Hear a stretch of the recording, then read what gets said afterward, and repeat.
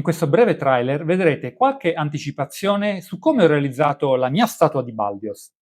È stato un progetto appassionante in cui ho curato tutte le fasi del progetto, dalla modellazione alla stampa 3D sia resina sia FDM fino alla verniciatura. Se vi interessa, continuate a seguirmi per vedere il video completo ed altri contenuti come questi.